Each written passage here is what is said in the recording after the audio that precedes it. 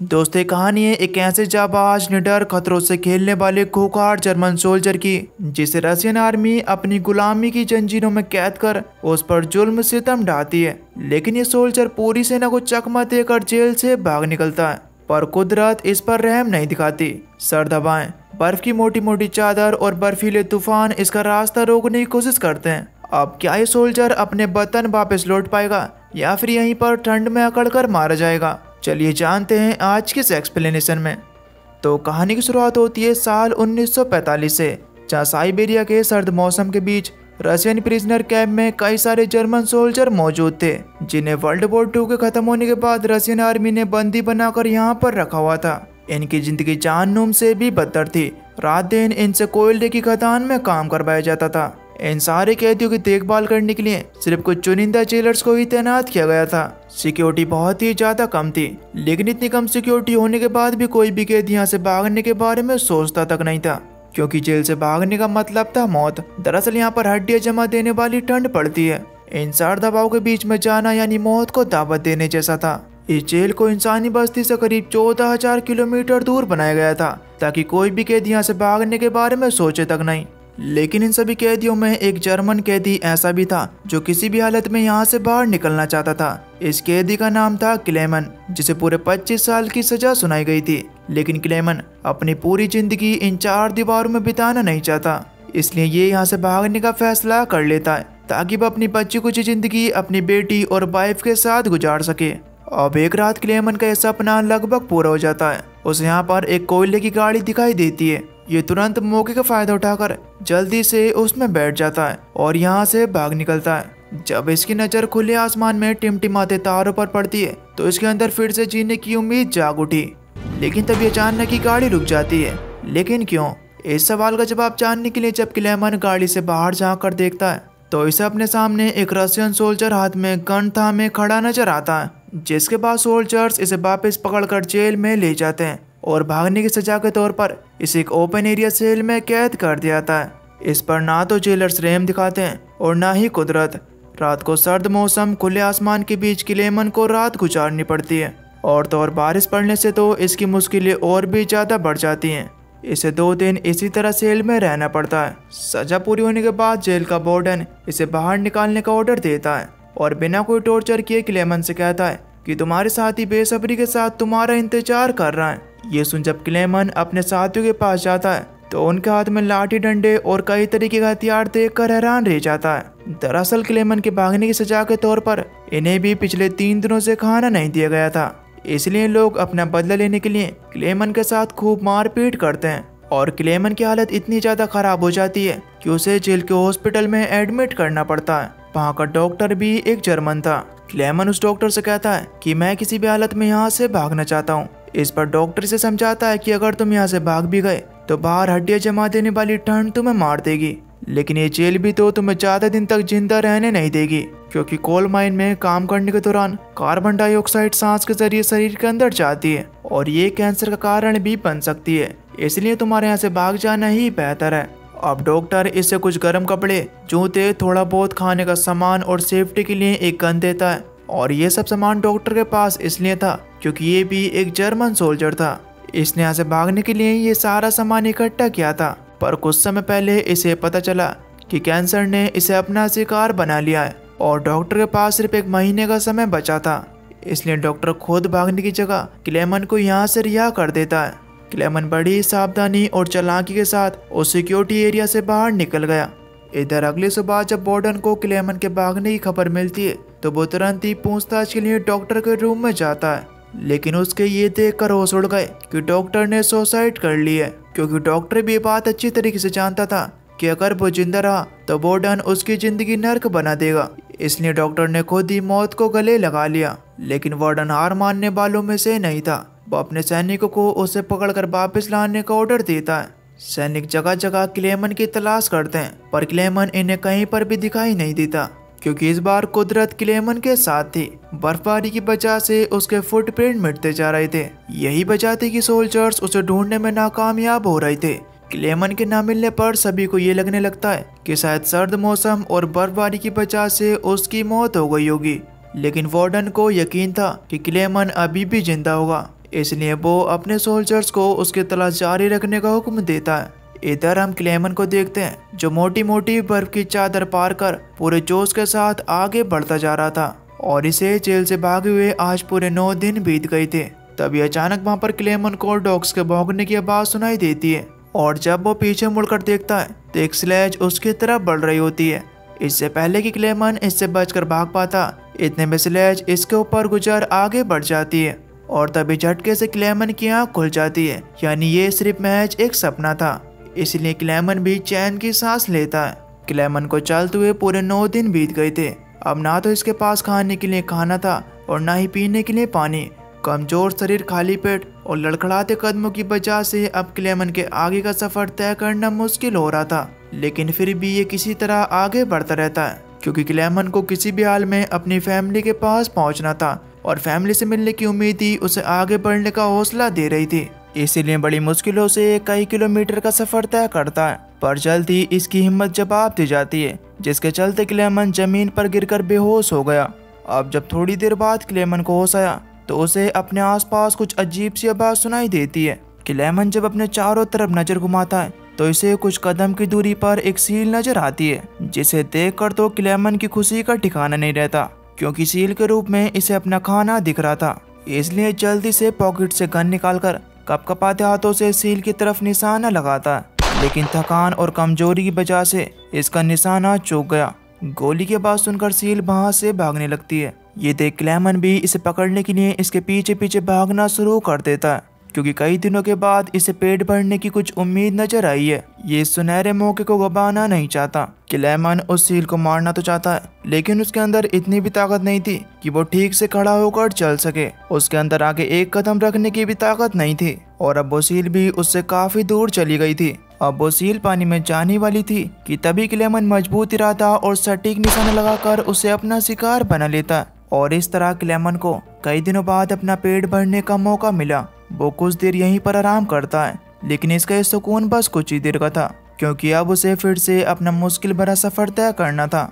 ना चाहते हुए भी क्लेमन आगे बढ़ता है और वो भी कंपास के सहारे। क्लेमन थोड़ी थोड़ी दूर चलने पर कंपास का इस्तेमाल कर रहा था ताकि उसे ये पता चल सके कि आखिर वो किस दिशा की तरफ जा रहा है। इस इतने बड़े सफर में अकेले होने की वजह से क्लेमन की दिमागी हालत भी खराब हो सकती थी, इसलिए ये अपने आप से बात करता रहता है और पॉजिटिव बातें सोचकर खुद को आगे बढ़ने के लिए मोटिवेट करता रहता है। अब ऐसे ही वक्त बीतता रहा और क्लेमन को इन बर्फीली वादियों में भटकते हुए अब पूरे 2 महीने बीत जाते हैं। लेकिन एक दिन अचानक ही चलते हुए इसकी नजर एक सूखे पेड़ पर पड़ती है जो कि मुरझाया हुआ था। इसे देखकर क्लेमन की आंखों में उम्मीद की किरण जाग उठती है। दरअसल ये पेड़ इस बात का सबूत था कि क्लेमन ने आर्कटिक की बर्फीली चट्टानों को पार कर लिया। क्लेमन ने खुशी से उस पेड़ को अपने गले से लगा लिया। थोड़ी दूर का सफर तय करने के बाद जंगल का इलाका शुरू हो गया था। अब जब रात होती है तो क्लेमन अपने आसपास की लकड़ी इकट्ठा कर आग जलाता है ताकि वो उनसे गर्माहट ले सके। आज कई महीनों बाद क्लेमन को सुकून की नींद आई थी, जबकि इधर दूसरी तरफ क्लेमन के ना मिलने पर बोर्डन का सुकून छिन गया था। इसलिए ये सर्च टीम को ऑर्डर देता है कि उसे 500 किलोमीटर के दायरे में ढूंढना शुरू कर दो। अगली सुबह जब क्लेमन जंगल से होते हुए आगे बढ़ रहा होता है तो अचानक तूफान उसका रास्ता रोकने की कोशिश करता है। इस भयानक तूफान में कई बड़े पेड़ टूटकर क्लेमन के ऊपर गिर जाते हैं। इतना भारी वजन होने की वजह से क्लेमन उन पेड़ों को हटा नहीं पा रहा था, लेकिन शायद क्लेमन का नसीब उसके साथ था। यहाँ से गुजरते वक्त 2 आदमी उसे देख लेते हैं और जल्दी से उसे पेड़ के नीचे से निकालते हैं। दरअसल ये दोनों सोने की तलाश में भटक रहे थे। अब क्लेमन भी आगे का सफर इनके साथ ही तय करता है और कई दिनों तक ये तीनों लगातार चलते रहते हैं। ये तीनों जल्दी जंगल के बीच से गुजर रही एक नहर के पास पहुंचे, जहां से आगे बढ़ना बहुत ही ज्यादा मुश्किल था। इसलिए तीनों लकड़ी की मदद से नाव बनाकर इस दरिया को पार करते हैं। लेकिन अचानक ही पानी में एक बहुत ही ऊंची लहर आती है, जिसकी वजह से इनके एक साथी डिसबैलेंस होकर नीचे नहर में गिर जाता है। लेकिन इसका दूसरा साथी इसे बचाने की बिल्कुल भी कोशिश नहीं करता। तब ये देख क्लेमन जल्दी से पानी में कूदकर उस आदमी की जान बचाता है, जबकि इनका दूसरा साथी जल्दी से यहाँ से नाव लेकर निकल गया था। दरअसल ये शख्स बहुत ज्यादा लालची है और इसने ये सब इसलिए किया था ताकि ये अपने दोस्त का सारा सोना हड़प सके, लेकिन क्लेमन ने उसके दोस्त की जान बचा ली। इसके बाद क्लेमन और बाद में वहाँ पर पहुँचते हैं। अपने दोस्त को धोखा देने की वजह से दूसरे शख्स ने उसे गोली मारकर मौत की नींद सुला दी और फिर क्लेमन के साथ यहाँ से निकल पड़ा। ऐसे ही दोनों को चलते चलते कुछ दिन बीत जाते हैं, लेकिन इन्हें ना तो कोई इंसानी बस्ती नजर आती है और ना ही कोई इंसान। और अब दिक्कत की बात ये भी थी कि दोबारा अब सर्दियों का मौसम शुरू हो गया था। इनके चारों तरफ पूरी तरीके से बर्फ थी। क्लेमन के साथी के पास काफी सारा सामान था, इसलिए उसका आगे बढ़ना बहुत ही ज्यादा मुश्किल हो रहा था। क्लेमन को भी उसकी परेशानी बहुत ही अच्छी तरीके से समझ आ रही थी और क्लेमन उसकी मदद के तौर पर उससे कहता है कि थोड़ा सामान मुझे दे दो ताकि वजन कम हो जाए। लेकिन इस आदमी को ये बात बिल्कुल भी अच्छी नहीं लगती, क्योंकि उसे ऐसा लग रहा था कि क्लेमन भी उसका सोना छीन कर यहाँ से भागना चाहता है। इसी गलतफहमी में यह आदमी क्लेमन को धक्का देकर नीचे गिरा देता है। काफी ऊपर से नीचे गिरने की वजह से क्लेमन वहीं पर बेहोश हो गया था। लेकिन कुछ देर बाद जब क्लेमन की आंख खुलती है तो अपने सामने का नजारा देखकर उसके पसीने छूट जाते हैं, क्योंकि भेड़ियों का एक झुंड उसकी तरफ चला आ रहा था। अपनी जान को खतरे में देखकर क्लेमन हिम्मत दिखाकर जल्दी से एक कमजोर से पेड़ पर चढ़ने लगता है, लेकिन तभी एक भेड़िए ने उसके पैर को दबोच लिया। क्लेमन उस भेड़िए से अपना पैर छुड़ाने की कोशिश करता है, लेकिन वह भेड़िया नहीं मानता और इसी खींचतानी में कमजोर पेड़ बीच से टूट जाता है और क्लेमन जमीन पर गिर पड़ा। क्लेमन ने अब तो अपने मन में मान लिया था कि अब उसकी मौत निश्चित है। ये भेड़िए उसे नहीं छोड़ने वाले, वो उसे मारकर यहीं पर डाल देंगे। लेकिन तभी सन्नाटे भरे माहौल में गोली चलने की आवाज गूंजती है और जैसे ही क्लेमन हैरानी से आंखें खोलकर देखता है तो सामने कई भेड़ियों की लाश पड़ी होती है, जबकि कुछ तो यहाँ से डर कर भाग गए होते हैं। दरअसल इस इलाके में शिकारियों ने ही क्लेमन की जान बचाई थी। ये लोग जब क्लेमन की जख्मी हालत देखते हैं तो उसकी मदद करने के लिए उसे अपने कबीले में ले जाते हैं और वो लोग क्लेमन की अच्छे से देखभाल कर उसका इलाज करते हैं। इस इतने लंबे समय बाद क्लेमन जब अपने सामने इतने सारे लोगों को देखता है तो उसकी खुशी का ठिकाने नहीं रहता। उसके अंदर फिर से जीने की उम्मीद जाग उठी, इसलिए कुछ दिनों तक इसी कबीले में रहता है। लेकिन एक दिन उन कबीले वालों को एक लेटर मिलता है जो वार्डन की तरफ से भेजा गया था। इस लेटर में लिखा था कि एक जर्मन सोल्जर जेल से फरार हो गया है और अगर किसी ने भी उसे पनाह दी तो उसे देश का गद्दार माना जाएगा। अब जब इस लेटर के बारे में क्लेमन को पता चलता है तो वो खुद ही इस कबीले को छोड़कर जाने का फैसला करता है, क्योंकि वो नहीं चाहता था कि उसकी वजह से यहाँ के लोगों के साथ वार्डन कुछ गलत करे। इसलिए ये सभी लोगों से विदा लेता है और कबीले वाले भी इसे खाने के लिए कुछ चीजें देते हैं और इसकी सेफ्टी के लिए इसके साथ एक शिकारी कुत्ते को भी भेजते हैं। अब क्लेमन अपने नए साथी के रूप में कुत्ते के साथ ही अपनी मंजिल की तरफ बढ़ने लगता है। अब कई दिनों तक लगातार चलने के बाद एक दिन क्लेमन को एक लकड़ी की फैक्ट्री और कुछ वर्कर दिखाई देते हैं। इससे पहले कि ये इन लोगों से हेल्प मांग पाता, इससे पहले ही उसका डॉग वहां पर पहुंच जाता है, जिसे देखकर एक वर्कर उस पर बंदूक तान देता है। अपने डॉग को खतरे में देखकर क्लेमन भी जल्दी से वर्कर के सामने पहुंच जाता है। उस वर्कर ने क्लेमन को देखकर पहचान लिया था कि वही आदमी है जो कि साइबेरिया की जेल से भागा है, इसलिए तुरंत क्लेमन को अपने मालिक के पास ले जाता है, जहां क्लेमन ने भी सबको अपनी दर्द भरी कहानी सुना दी, जिसे सुनकर मालिक को भी उस पर तरस आ गया था और अब वो खुद ही क्लेमन की मदद करते हुए उसे जर्मनी पहुंचाने वाली ट्रेन में उसे बैठा देता है। क्लेमन के दिल में अपने परिवार से मिलने की जो उम्मीद थी वो अब इसे सच होती नजर आ रही थी, लेकिन ये इस बात से अनजान था कि उस फैक्ट्री के मालिक ने उसकी एक खबर वार्डन को भी दे दी थी और अब वार्डन भी अपनी पूरी टीम के साथ स्टेशन पर खड़ा होकर उसका इंतजार कर रहा है। खुशकिस्मती से क्लेमन दूर से ही वार्डन को देख लेता है और स्टेशन पहुंचने से पहले ही बीच रास्ते में ट्रेन से कूदकर यहाँ से भागने की कोशिश करता है, पर तभी वार्डन और उसकी टीम क्लेमन को देख लेती है और जल्दी जल्दी उसके पीछे भागने लगती है। अचानक से वार्डन क्लेमन के सामने आकर खड़ा हो जाता है और उसे देखकर क्लेमन की सांसें थम सी जाती हैं, क्योंकि अब उसे लग रहा था कि वार्डन उसे पकड़ लेगा। लेकिन तभी क्लेमन का डॉग वार्डन पर अटैक कर देता है और उसे बुरी तरीके से काटने लगता है। वार्डन को कुत्ते के साथ उलझे हुआ देख जल्दी से क्लेमन यहाँ से भागने की कोशिश करता है, लेकिन कुछ दूर पर उसे गोली चलने की आवाज सुनाई देती है और जब ये पीछे मुड़कर देखता है तो उसका डॉग मर चुका होता है, क्योंकि वार्डन ने उसे शूट कर उसे मार दिया था। अपने डॉग की कुर्बानी को जाया ना करते हुए क्लेमन तुरंत यहाँ से भागना शुरू कर देता है और वह जल्दी से पुल के ऊपर चढ़ जाता है। जैसे ही ट्रेन पुल के नीचे से गुजरती है, मौका देखकर क्लेमन उस पर कूदकर यहाँ से भाग निकलता है और वार्डन सिर्फ उसे देखता ही रह गया। और इस तरह पूरी हिम्मत और बहादुरी से क्लेमन वार्डन की पहुंच से बहुत दूर चला जाता। अब ऐसे ही भटकते भटकते 1952 में उसे जेल से भागे हुए पूरे 7 साल गुजर जाते हैं। इस बीच एक दिन क्लेमन सेंट्रल एशिया के एक छोटे से गांव के मेले में पहुंचता है, जहां के लजीज पकवान देखकर उसकी भूख और भी ज्यादा बढ़ जाती है। पर अफसोस पैसे न होने की वजह से ये भूख को शांत करते हुए आगे बढ़ जाता है। आगे उसे 2 लेडीज पैनकेक बेचती हुई दिखाई देती हैं, लेकिन फिर से जेब खाली होने की वजह से क्लेमन इन्हें नहीं खरीद पाता। क्लेमन की इस भूख को एक लेडी देख लेती है और वो एक लड़की के हाथ थोड़ा सा पैनकेक क्लेमन के लिए भेजती है। क्लेमन उस लेडी का शुक्रिया अदा करता है और जल्दी जल्दी उस पैनकेक को खाने लगता है।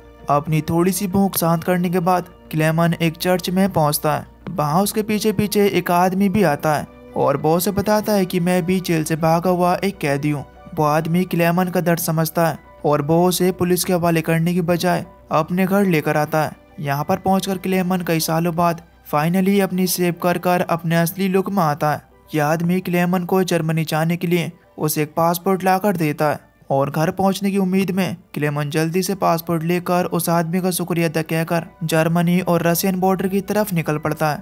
कुछ समय बाद बॉर्डर पर पहुंचने पर यह अपना पासपोर्ट चेक कराता है और इसे इसी बात का डर खाया जा रहा था कि कहीं वो आदमी पहचान न ले कि पासपोर्ट नकली है और वो यहीं पर न रह जाए। लेकिन खुशकिस्मती से उसे जर्मनी जाने की परमिशन मिल जाती है। अब फाइनली 7 साल की मेहनत के बाद क्लेमन खुशी खुशी जर्मनी की तरफ निकल पड़ता है। लेकिन अचानक से एक तेज रोशनी दिखाई देती है और उसके सामने आता है वार्डन। क्लेमन जब अपने पीछे मुड़कर देखता है तो उसे पता चलता है कि वो अभी भी रशिया में ही है, यानी कि वार्डन अभी भी उसे अरेस्ट कर सकता है। ये देखकर क्लेमन की उम्मीद टूट जाती है क्योंकि वो जानता था कि वार्डन उसे वापस रशिया जेल में ले जाएगा। पर तभी वार्डन उसके रास्ते से हट जाता है और उसे जर्मनी जाने की इजाज़त दे देता है। हैरानगी से क्लेमन भी आगे बढ़ता है और ये देखकर खुश हो जाता है कि वार्डन ने ना तो उसे रोका और ना ही उसे शूट किया। दरअसल वार्डन क्लेमन की हिम्मत, जज्बे और हार न मानने वाले जुनून को देखकर बहुत ही ज़्यादा प्रभावित था, इसलिए उसने क्लेमन को वापस उसके वतन जाने की इजाज़त दे दी। कई महीनों को पार करने के बाद अब क्लेमन अपने घर पहुंच जाता है और बाहर खड़े होकर अपनी बेटी और बीबी को देखने लगता है। कुछ समय बाद जब दोनों चर्च जाने के लिए बाहर निकलती हैं तो क्लेमन इनका पीछा करते हुए चर्च पहुंच जाता है। इसी बीच जब बेटी की नज़र पीछे खड़े अपने पिता पर पड़ती है तो वो उन्हें तुरंत पहचान लेती है और जल्दी से भागकर क्लेमन के गले लग जाती है।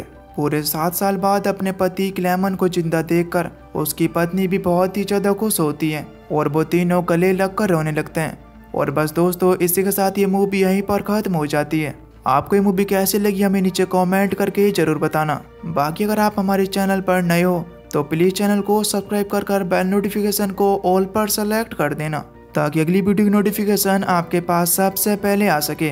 तो चलिए मिलते हैं एक और न्यू इंटरेस्टिंग वीडियो में। तब तक के लिए till then take care, love you, bye bye.